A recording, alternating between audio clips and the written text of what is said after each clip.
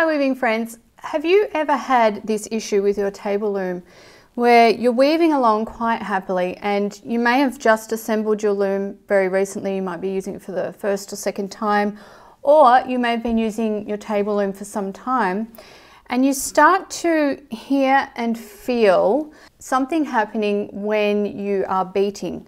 So the thing that's happening is you can hear a grinding noise, kind of like that.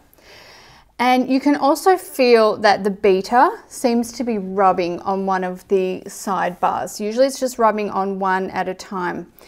This can be really frustrating and it's not a really great way to weave because then you feel like you're kind of struggling with the beater a little bit.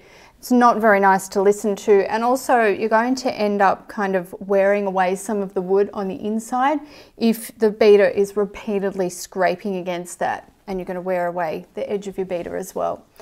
Thankfully, there is an extremely easy fix to this problem, and so I'm going to show you why this happens and how you can easily fix it.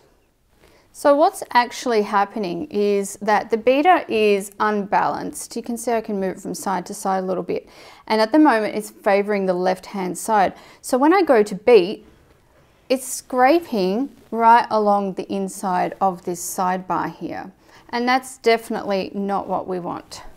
I'm going to start by turning my loom to the side a little so that you can see what's causing the problem.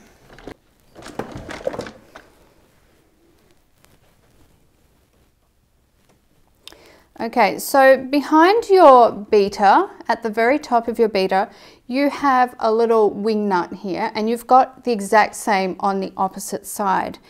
Have a feel of these and see whether they feel a bit loose. You can see how easily I can move mine at the moment. They're really quite loose. Okay, so truth be told, I did loosen them up myself so that I could illustrate this problem for you today. But if yours are loose, then give them a little tighten. Do the same on both sides. Try to have them, the same tightness on either side. And then have another go at swinging your beater bar, and you'll be amazed at the difference. It just swings beautifully.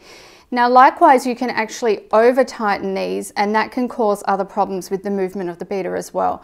So you want to have it nice and balanced, not too far in either direction. But the easiest way to tell whether you've got the right tightness or not is just how the beater behaves when you use it. If it's swinging freely and nicely, then everything's good.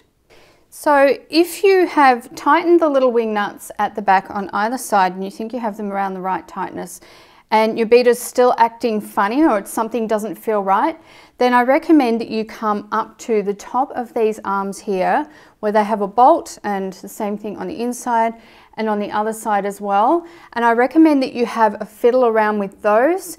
You probably should be able to use the tools that came with your loom to do that. And see if tightening, or you may need to loosen them a little because they may be too tight, because there's a lot of movement going on here. And these also need to be just the right amount of tightness to have that movement going. So that would be my next point of call if tightening the wing nuts up didn't help.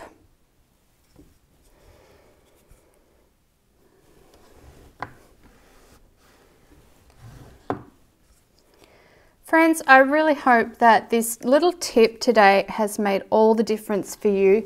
If you are interested in the pattern that I'm actually weaving on the loom here today, I'm going to leave you the details for that pattern and where you can find it in the description below, so have a look for that.